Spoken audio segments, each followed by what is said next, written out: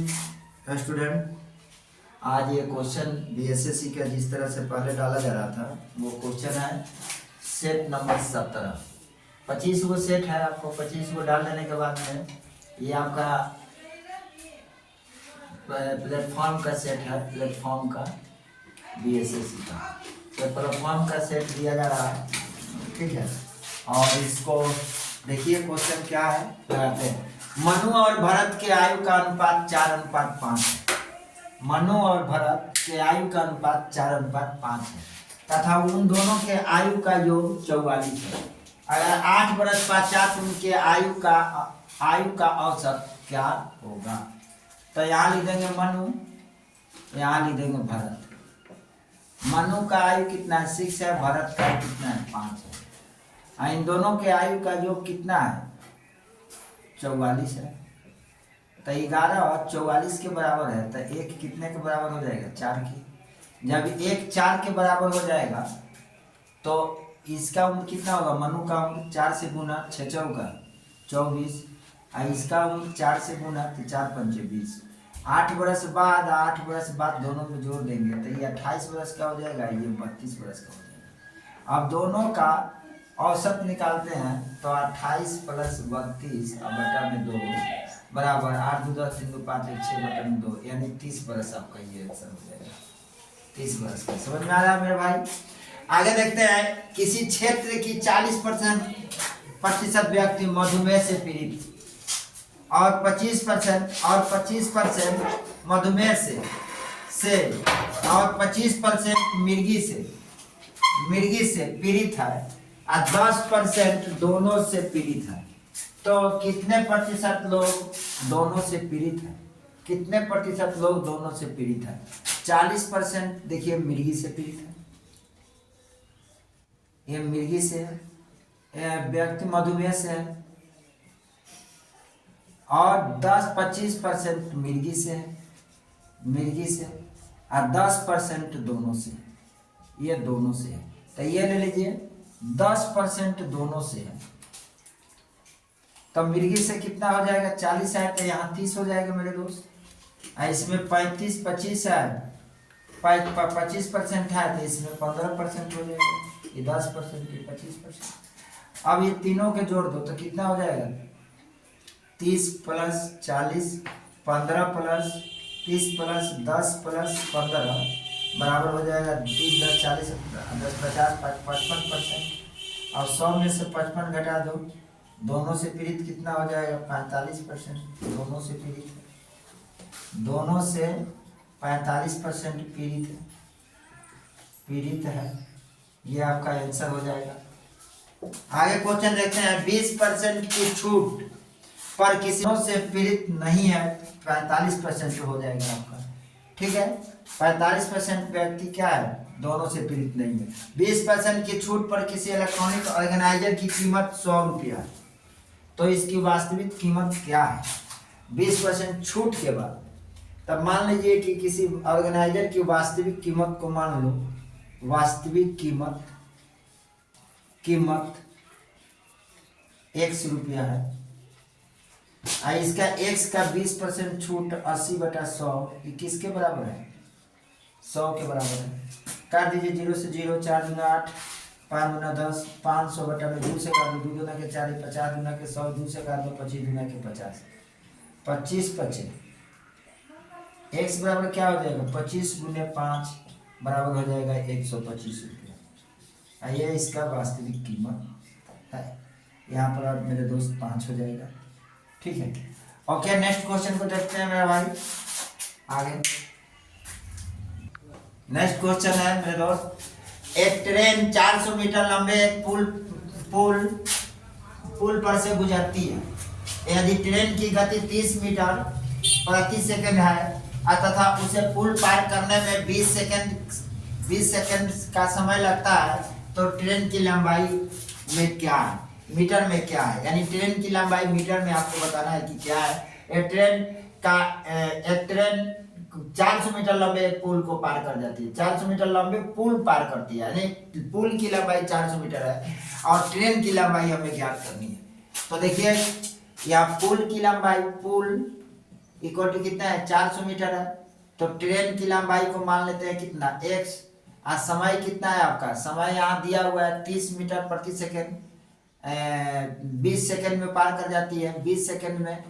और गति कितना है इसका, चाल आपका दिया हुआ है कितना 30 मीटर पर सेकेंड। तो आप क्या करेंगे, दूरी बराबर निकालेंगे, दूरी बराबर चाल गुने समय से, चाल गुने समय। और दूरी यहाँ कितना हो जाएगा 400 प्लस x इक्वल टू चाल कितना हो जाएगा 20 गुने 30। अब 400 प्लस x इक्वल टू 2 3 600। तो x बराबर 600 और माइनस 400 बराबर x इक्वल टू 200 मीटर क्या था, दूरी था, ट्रेन की लंबाई थी। ये ट्रेन की लंबाई हो जाएगी, आपका ये आंसर हो जाएगा। आगे देखते हैं, एक मनुष्य एक निश्चित गति से एक निश्चित दूरी को दूरी तक जाता है। यदि वह 1.5 किलोमीटर तेज चला होता तो उसे 1 घंटा कम समय लगा होता, और यदि वह 1 किलोमीटर धीरे चला होता तो उसे 3 घंटे अधिक लगे होते। तो मनुष्य द्वारा चली गई दूरी क्या है।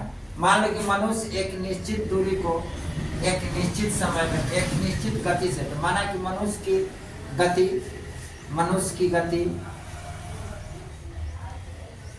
गति इक्वल टू x, और इस गति को तय करने में लगा समय बराबर y। तो दूरी बराबर क्या हो जाएगा, चाल गुने समय, यानी x y, सीधा सीधी बात है। दूरी बराबर क्या होगा, चाल गुने समय हो जाएगा मेरे दोस्त। तो ये हो जाएगा आपका x गुने y। अब क्या कर रहा है कि x y बराबर कह रहा है कि 1 किलोमीटर तेज चला होता, यानी तेज चला होता, यानी चाल को 1.5 किलोमीटर जोड़ दिया, यानी x प्लस 1/2 तेज चला होता तो 1 घंटा कम समय लगा होता, तो समय में 1 घंटा कम लगा होता।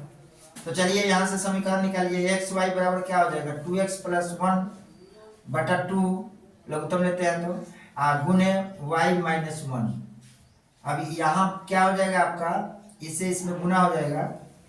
तो आप क्या कर लेंगे कि यहाँ कर लेंगे कितना के गुना, आपका इसे गुना करा लीजिए, तो 2xy इसे अब minus 2x plus y minus 1 बटा में 2 इससे गुना हो जाएगा तो 2x।